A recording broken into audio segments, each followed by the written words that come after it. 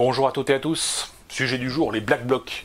Les Black Blocs qui cassent, les Black Blocs qui brisent des vitrines, les Black Blocs qui tapent sur les policiers, qui défoncent la gueule des CRS, des gardes mobiles. Les Black Blocs, qui sont-ils? Ce sont des fils de profs, ce sont tous des fils à papa, qui vivent du RSA. Il y a très peu de Black Blocs en France. Beaucoup aujourd'hui de Black Blocs viennent de l'étranger, viennent d'Italie, viennent d'Allemagne pour casser en France. Ce qui est très intéressant, c'est qu'il y a très peu d'arrestations de Black Blocs. Ça, c'est très intéressant. Ils sont subventionnés. Ça aussi c'est très intéressant.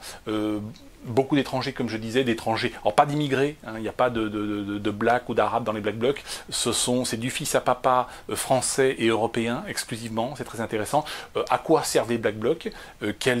Comment Macron les instrumentalise-t-il? C'est le sujet du jour, c'est parti.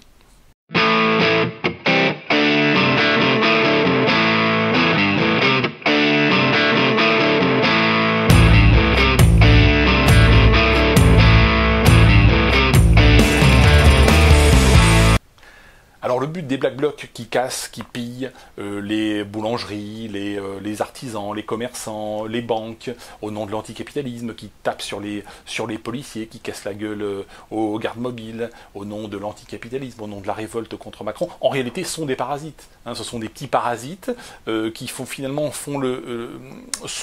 solidaires, consciemment ou inconsciemment, des gros parasites qui nous gouvernent, tout en disant Macron, on est anti-Macron, Macron c'est de la merde, on veut le destituer, on est contre le gouvernement, etc. En réalité, le gouvernement continue de les subventionner, ne les arrête pas. Il n'y a pas d'arrestation de Black Blocs, c'est très important. Les policiers ont consigne de ne pas trop taper sur les Black Blocs. Alors tout cela est fait exprès. Le but, encore une fois, de ces Black Blocs et de cette, on va dire, de cette mansuétude du gouvernement à l'égard des Black Blocs, c'est que ça permet au gouvernement de remonter les petits patrons, les petits artisans, les petits commerçants des centres-villes contre les Gilets jaunes, dans le cadre de la révolte des Gilets jaunes, les Gilets jaunes qui sont eux-mêmes des salariés ou des petits patrons. Donc il s'agit, encore une fois, de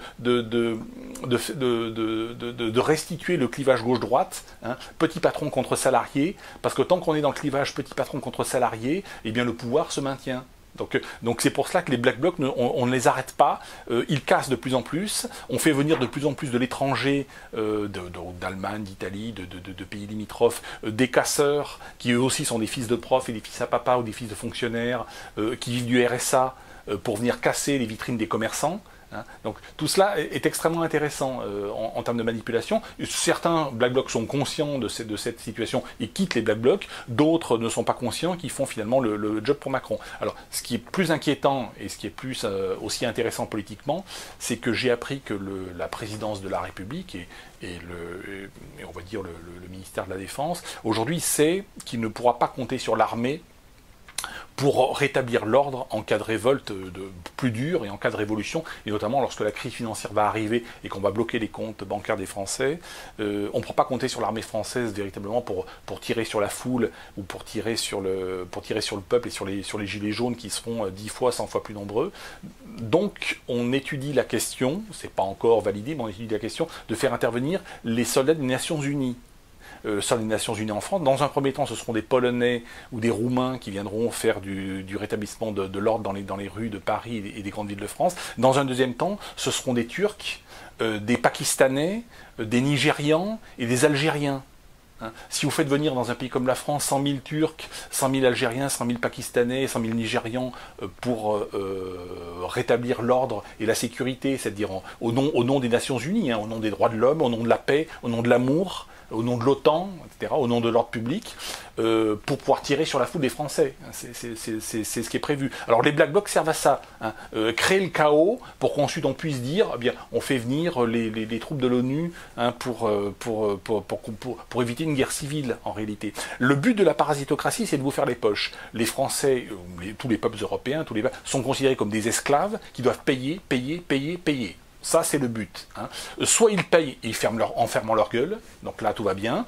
Soit ils se révoltent, et à ce moment-là, on les écrasera. Comme on ne peut pas les écraser par l'armée française ou par la police française, qui risque même de se retourner contre le pouvoir et de fraterniser avec les Gilets jaunes, et c'est ce que nous avons vu depuis plusieurs semaines, eh bien, on fera appel, le but est de faire appel aux soldats de l'ONU. Alors, c'est pas encore complètement arrêté, hein, il faut aussi parler de financement. Alors, vraisemblablement, il y aura un impôt, une augmentation de la TVA, vraisemblablement pour financer la venue de troupes algériennes, turques, nigérianes, pakistanaises en France, hein, troupes d'occupation. Alors, comment réagir par rapport à ça? Déjà en diffusant les bonnes informations et cette vidéo. Je ne dis pas que ça va arriver, mais je suis plutôt optimiste, j'espère que ça n'arrivera pas. Mais les Black Blocs qui sont de la merde, en réalité fondamentalement, doivent être aussi combattus. Hein. Gilets jaunes, combattons les Black Blocs, combattons cette idée de faire venir en France des troupes de l'ONU pour soi-disant rétablir l'ordre et pour en fait occuper la France. Et nous devons, encore une fois, nous devrons traiter de toute façon ces troupes étrangères qui viendront en France comme des troupes d'occupation. Hein. Si beaucoup de gens, depuis plusieurs mois, se demandent pourquoi il y a marqué résistance sur le blason et sur le logo que j'arbore sur ces vidéos, et également au revers de ma veste, résistance parce que nous savons qu'à terme, le but, encore une fois, est de faire occuper la France par des troupes, au nom des droits de l'homme, par des troupes internationales. C'est quelque chose qui est dans les tuyaux depuis très très longtemps, en réalité, et le pouvoir ne cherche que la première occasion pour mettre en œuvre cette politique satanique. En même temps, c'est un pouvoir très lâche. Hein, c'est un pouvoir très... nous sommes dans une dictature molle, c'est-à-dire qu'on impose des choses, mais on hésite beaucoup parce qu'on ne sait pas comment ça peut tourner, et on a très peur en même temps de la réaction du peuple. Donc tout cela est très ambigu, mais nous devons encore une fois être armés, et je l'ai dit un peuple sans armes est un peuple d'esclaves. Être armé, c'est d'abord être armé dans la tête, hein, être capable de se défendre peut-être à main nue, mais aussi avec des armes blanches, et puis peut-être avec des armes à feu. Hein, donc il faut déjà, encore une fois, un peuple en armes, c'est un peuple qui ne peut pas être occupé. J'ai déjà expliqué que si l'Allemagne nazie n'a pas envahi la Suisse, qui est un pays germanophone, et qui avait de grandes réserves d'or, c'est parce que chaque Suisse a obligatoirement une arme, pour se défendre, et qu'il aurait fallu mobiliser des millions d'Allemands pour occuper un pays comme la Suisse. Et Hitler a préféré utiliser ces millions d'Allemands pour aller envahir l'Union soviétique. Voilà.